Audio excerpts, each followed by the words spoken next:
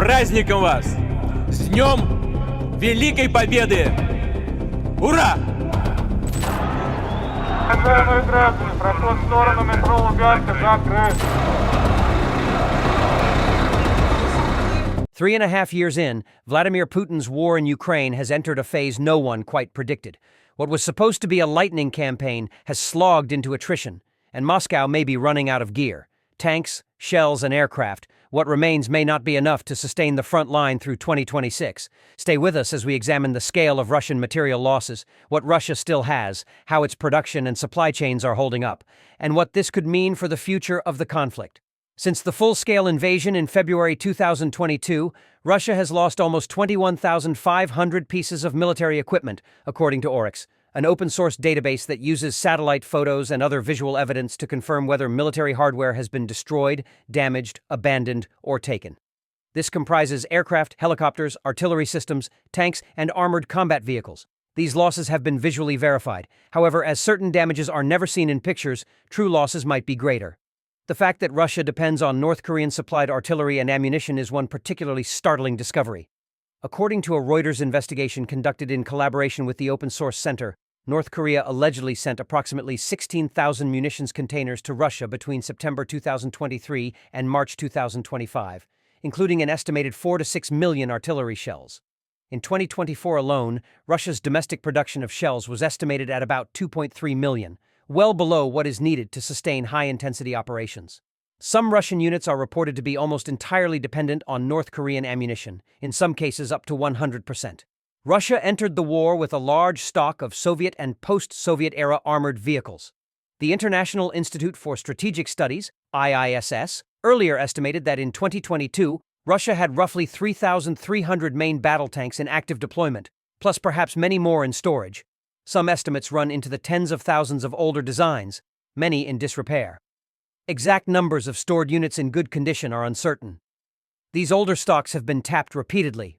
However, recent open-source analysis suggests Russia's ability to restore, repair, or produce new tanks is dropping sharply. By early 2025, Russia is only rebuilding 30 to 35 tanks each month, or roughly 360 to 400 tanks annually, according to an OSINT report named Resurgam. This is a significant decrease from previous years. The rate required to replace battlefield casualties, which had been reported to be in the hundreds each month earlier in the conflict, is significantly lower than that. Since many of the tanks still in storage are in bad condition and cannot be promptly repaired, and because a sizable portion of them are used more as spare component donors, the depletion of storage inventories is speeding up. Russia still has a sizable amount of reserves, albeit their state and preparedness vary. Many Soviet legacy types like T-62s, T-64s, T-55s, and so on have reportedly been forced into duty more out of need than for strategic reasons. The newer models, T-80s, T-90s, etc., are still in use, but their protection, maintenance, and combat effectiveness are being challenged under the strain of losses, attrition, and the evolving nature of threats, particularly drones. Some of the reactive armor and protective systems appear less reliable than advertised. It is uncertain precisely how many modern main battle tanks are fully combat-ready at any given moment, and whether Russia will be able to sustain large-scale armored offensives by 2026 under the current rate of loss in production.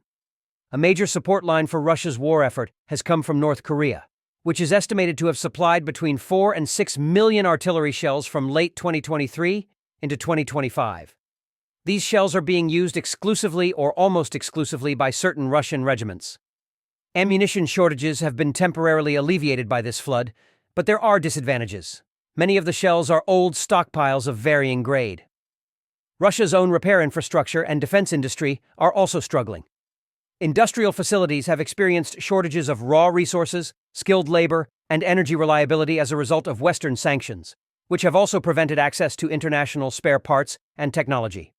Although Russian manufacturers and repair yards had a greater turnover rate in the early stages of the war, their capacity to produce new or upgraded weapons as well as repair damaged ones has drastically decreased in recent years. This is especially true for armored vehicles, whose repair is labor and parts intensive.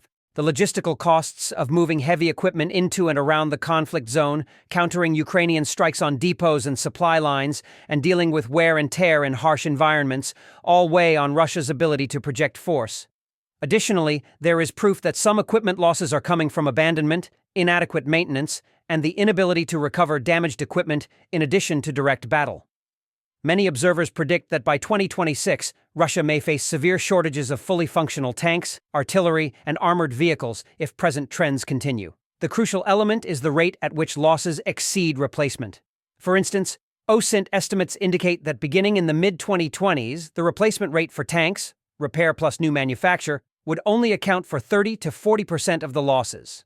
There are a lot of unknowns, though. First, estimates of stored reserves vary greatly, making it difficult to pinpoint the precise number of Russian tanks or armored vehicles that are still in storage in repairable condition.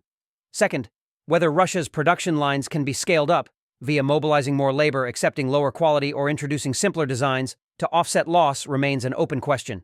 There is evidence of increased cooperation with countries like North Korea and possibly others, both for ammunition and possibly for parts, but how far that can stretch is unclear. Finally, the human, strategic, and political dimensions also matter. Losses of equipment are only one side of attrition. Personnel losses, morale, logistics, supply of fuel, maintenance, electronics, and sensors are equally important. If Russia cannot maintain the support systems for its armored and aerial units, spare parts, air defenses, reliable transportation, it may not matter how many tanks remain on paper. In short, what seemed a war built on material superiority is showing strong signs of erosion. The cumulative effect of high losses, falling repair and production rates, and dependence on external supplies means that Russia's grand strategy of attrition is under severe pressure. Whether it can hold together enough combat power through 2026 is not guaranteed, and that could reshape not just the battlefield in Ukraine but also how future major conflicts are fought in Europe and beyond.